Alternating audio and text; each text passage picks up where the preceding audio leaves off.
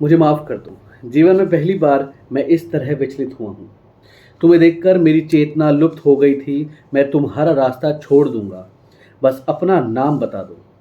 ततारा ने विवशता में आग्रह किया। उसकी आंखें युवती के चेहरे पर केंद्रित थी। उसके चेहरे पर सच्ची विनय थी। वाह मी रो। एक रस घोलती आवाज उसके कानों में पहुंची। वाह मीरो, वाह मीरो, वाह कितना सुंदर नाम है। कल भी आओगी ना यहाँ पे? ततारा ने याचना भरे स्वर में कहा। नहीं, शायद कभी नहीं, वामीरो ने अन्य मनसकता पूर्वक कहा और झटके से लपाती की तरफ बेसुध सी दौड़ पड़ी। पीछे ततारा ने पीछे ततारा के वाक्य गूंज रहे थे। वामीरो, मेरा नाम ततारा है। कल मैं इसी चट्टान पर प्रतीक्षा करूंगा। तुम्हारी बाट जोहूंगा, जरूर आना। वामीरो रुकी नहीं, भागती ही गई।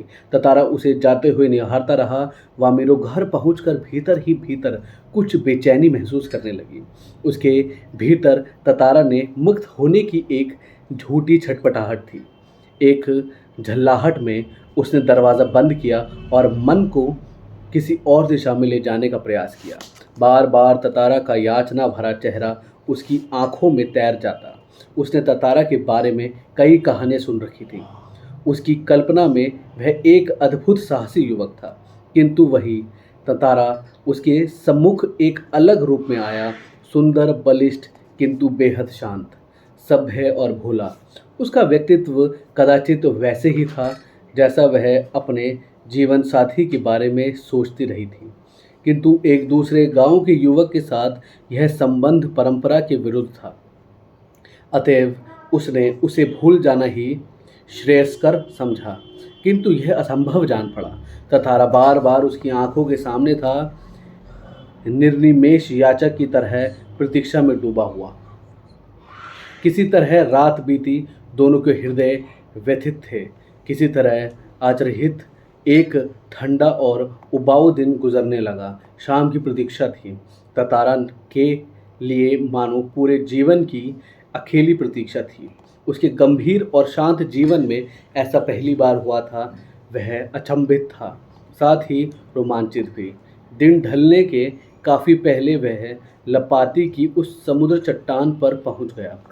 वामीरो की प्रतीक्षा में एक एक पल पहाड़ की तरह भारी था। उसके भीतर एक आशंका भी दौड़ रही थी। अगर वामीरो न आई तो? वह कुछ निर्णय नहीं कर पा रहा था, सिर्फ प्रतीक्षार्थ था। बस आस की एक किरण थी जो समुद्र की देह पर डूबती किरणों की तरह कभी भी डूब सकती थी। वह बार बार लपाती के रास्ते पर नजरें दौड़ाता। सहसा नारियल के झुरमुटों में उसे एक आकृति कुछ साफ हुई। कुछ और उसकी खुशी का ठिकाना न रहा। सचमुच वह वामीरो थी। लगा जैसे वह घबराहट में थी। वह अपने को छुपाती हुई बढ़ रही थी, बीच बीच में इधर उधर दृष्टि दौड़ाना ना भूलती। फिर तेज कदमों से चलती हुई ततारा के सामने आकर ठिठक गई। दोनों शब्दहीन थे। कुछ था जो दोनों के भीतर बह रहा था। एक टक निहारते हुए वे जाने कब तक खड़े रहे। सूरज समुद्र की लहरों में कहीं खो गया था। अंधेरा बढ़ रहा था। अचानक वामिरो कुछ सचेत हुई और घर की तरफ दौड़ पड़ी। ततारा अब भी वही खड़ा था, निश्चल, शब्दहीन। दोनों रोज उसी जगह पहुंचते और मूर्तिवत एक दूसरे को निर्निमेष ताकते रहते। बस भीतर समर्पण था जो अनवरत गहरा रहा था। लपाती के कुछ युवकों ने इस मूक प्रेम को भांप लिया और खबर हवा की तरह बह उठी। वामिरो लपाती ग्राम की थी और ततारा पास का। दोनों का संबंध संभव न था। रीति अनुसार दोनों को एक ही गांव का होना आवश्यक था। वामिरो और ततारा को समझाना बुझाने के कई प्रयास हुए, किंतु दोनों अड़िग रहे।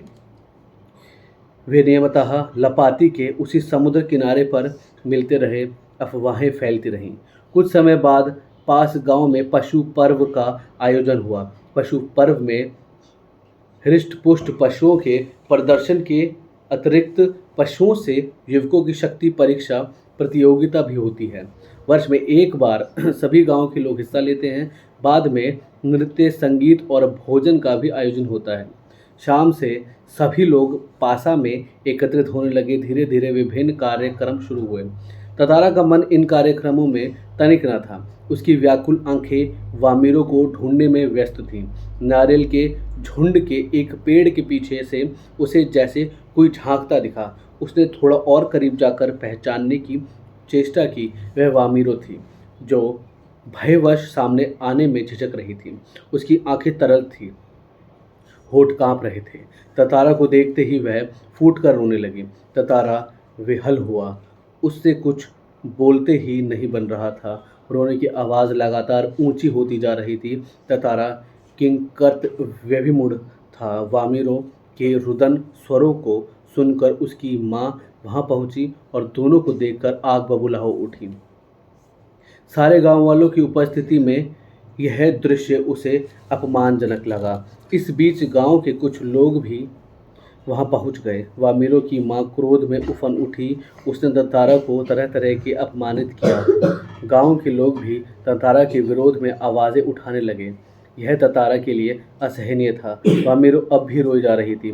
ततारा भी गुस्से से भर उठा। उसे जहाँ विवाह का निषेध परंपरा पर क्षोभ था, वहीं अपनी असहायता पर खींच। वामिरों का दुख उसे और गहरा कर रहा था। उसे मालूम न था कि क्या कदम उठाना चाहिए। अनायास उसका हाथ तलवार की मूठ पर जा टिका। क्रोध में उसने तलवार निकाली और कुछ विचार करता रहा। क्रोध लगातार अग्नि की तरह बढ़ रहा था। लोग सहम उठे। एक सन्नाटा सा खिंच गया।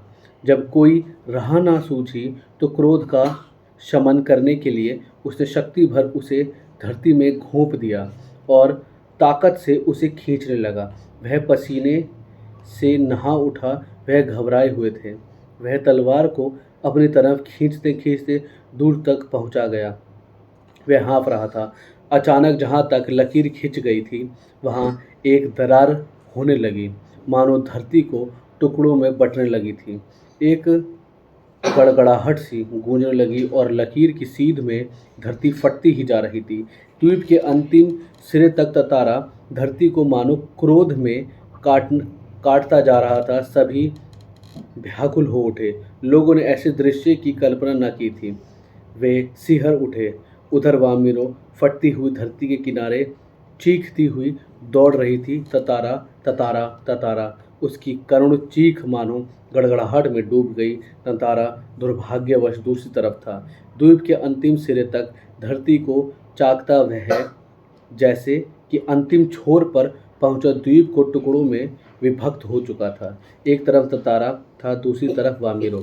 ततारा जैसे ही होश आया उसने देखा उसकी तरफ का द्वीप समुद्र में धंसने लगा है। वह छटपटाने लगा। उसने छलांग लगाकर दूसरा सिरा थामना चाहा, किंतु पकड़ ढीली पड़ गई। वह नीचे की तरफ फिसलने लगा। वह लगातार समुद्र की सतह की तरफ फिसल रहा था। उसके मुंह से सिर्फ एक ही चीख उभर कर डूब रही थी, वामिरो, वामिरो, वामिरो, वामिरो। उधर वामिरो भी ततारा, ततारा, ता ता रा पुकार रही थी। ततारा लहूलुहान हो चुका था। वह अचेत होने लगा और कुछ देर बाद उसे कोई होश नहीं रहा।